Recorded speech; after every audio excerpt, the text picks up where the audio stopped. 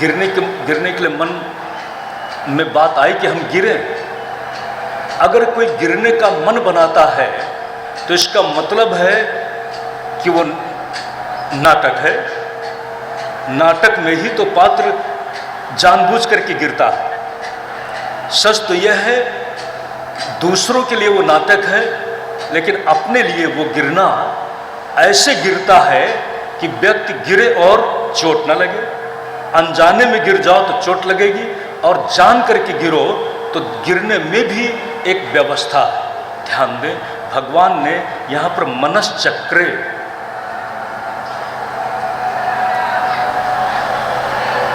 यही बात भगवान की हर व्यवस्था में है।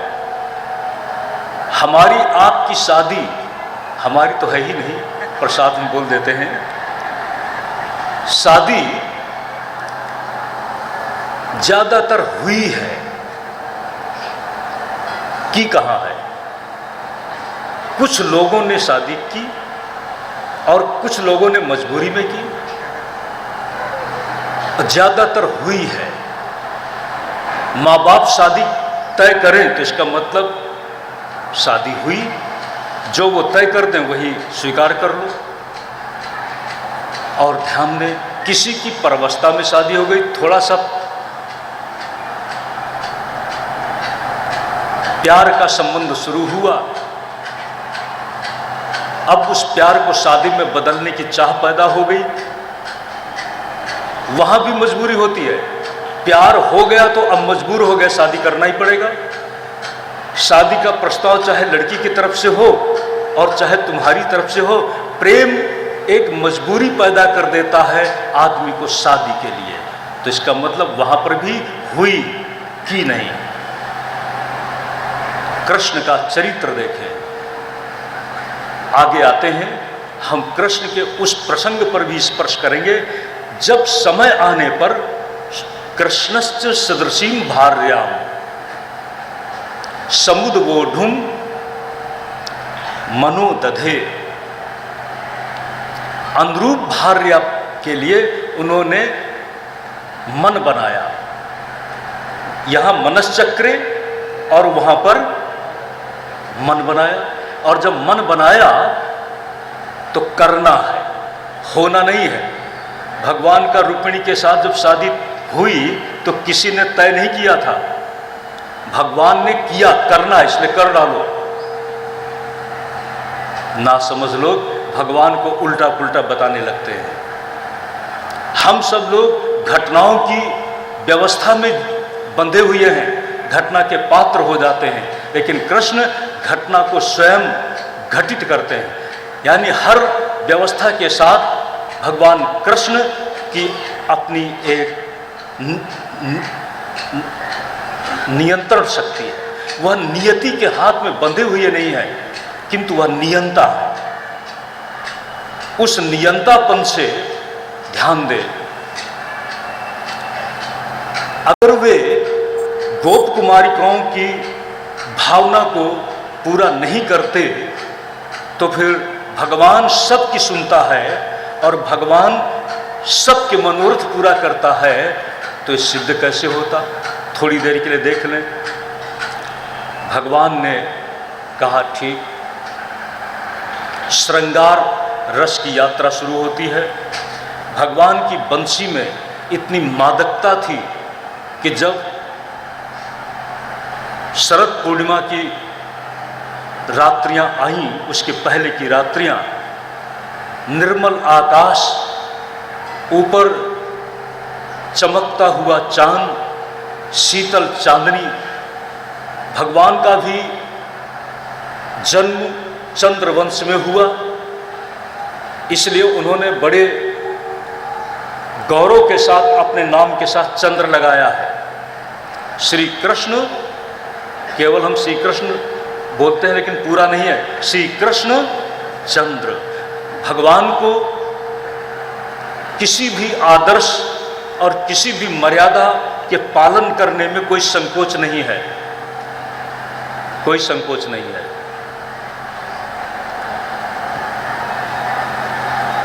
तो चंद्रवंश में जब भगवान जन्म लेकर एक विशेष रस से संबंधित एक विशेष लीला करने जा रहे हैं और रात्रि की लीला है। तो ध्यान दें सज्जनों, रात्रि का अधिनायक, आप कहें रात्रि का अधिनायक, रात्रि का अधिनायक कौन हो सकता है? चंद्र ही तो है ना।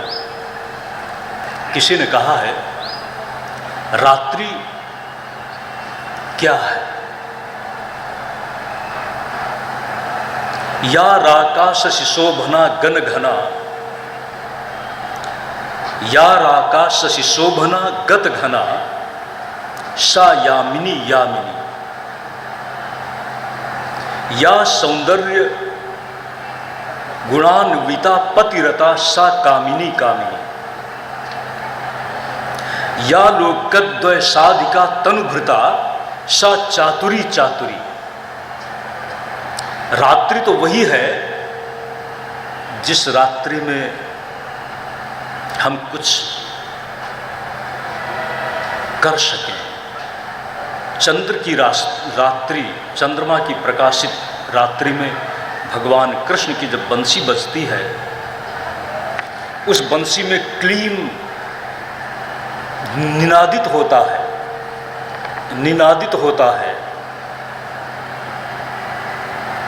उस सुर में और स्वर में इतनी मादकता है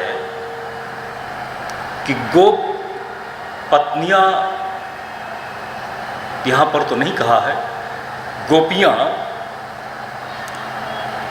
घर से जिस भी हालत में थी निकलने लगी। आगे चल करके देखेंगे आप,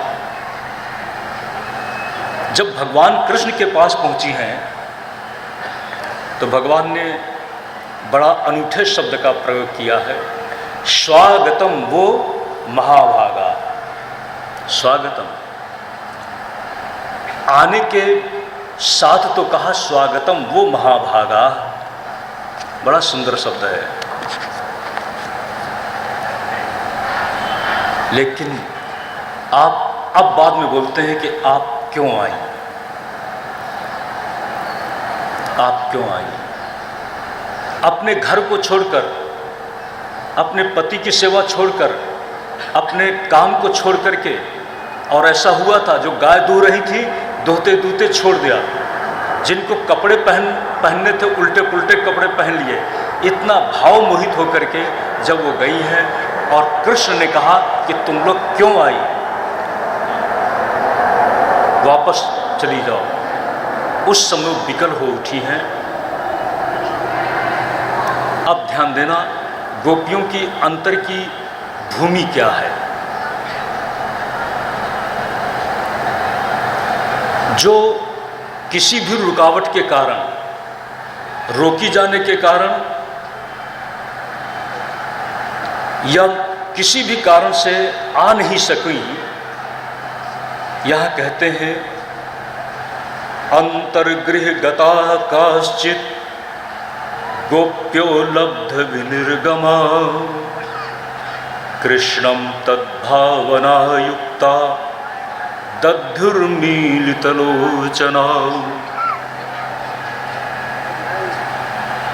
जो भगवान कृष्ण के पास नहीं पहुंच सकी, पहुंचने की लालसा थी लेकिन पहुंच नहीं पाई। लालसा जिस कृष्ण की थी उस कृष्ण को वो याद करने लगी, और जब याद करने लगी तो आंखें बंद कर ली। दध्युर्मीलित लोचना,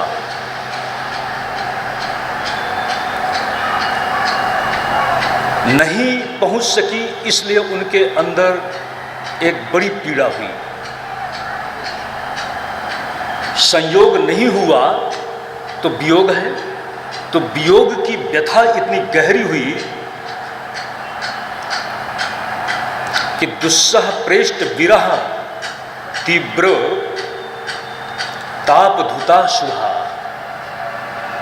इतनी उनके अंदर पीड़ा हुई कि भगवान के नाम पर, जो कृष्ण के नाम से न मिलने के कारण जो पीड़ा हुई, उस पीड़ा में, उस पीड़ा के संताप में जितना भी अशुभ था वो जल गया।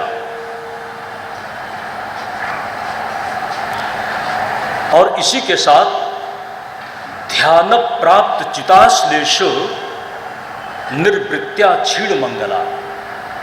और भगवान कृष्ण का चूंकि ख्याल कर रही थी, कृष्ण का ध्यान भी कर रही थी, इसी के साथ उनके जितने भी शुभ थे, शुभ भी उसी के साथ मानो इकट्ठे होकर वो भी खत्म हो गए।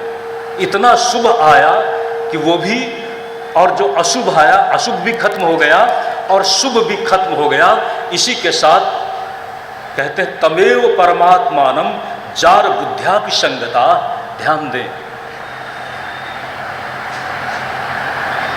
जार बुद्ध्यापि संगता। उनकी भावना कैसी भी रही हो, लेकिन वो किसको पाना चाहती थी? जिसको पाना चाहती थी वो परमात्मा है। जिसको पाना चाहती थी, किस भावना से पाना चाहती थी वो जाने। लेकिन आप आग में किसी चीज को डाल दो, आग का काम है जला देना। परमात्मा के ध्यान में इतना उनके अंदर शुभत्व बढ़ा और उसको न पाने के कारण उनके अंदर वियोग की व्यथा बढ़ी कि शुभ और अशुभ दोनों ही खत्म हो गया। इसी के साथ यह हमारा देह किस में चलता है? गुणों में। पाप और पुण्य की व्यवस्था से ये शरीर चल रहा है। जहुर गुणमयम देहम, इस शरीर को वो छोड़ दिया।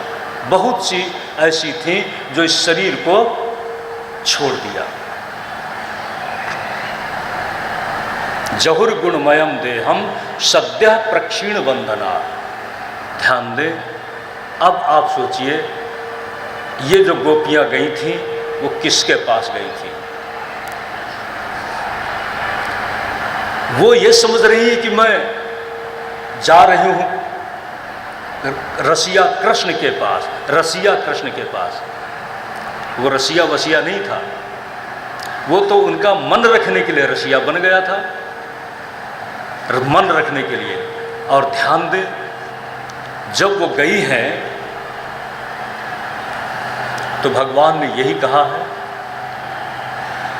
भर्तुः शुश्रूषणम स्त्रीणाम परो धर्मो ह्यमायया। स्त्री के लिए अपने घर, परिवार, पति की सेवा ही धर्म है।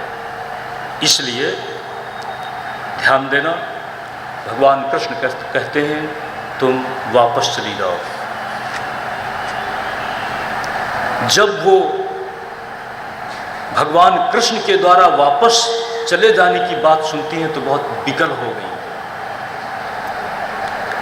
हम आए, जो कुछ पाने के लिए वो पा न सके, अधूरे ही लौट जाएं तो आना ही व्यर्थ हुआ, यात्रा ही व्यर्थ हुई। घर से भी चले ईश्वर को पाने के लिए और सज्जनों ईश्वर मिला ही नहीं।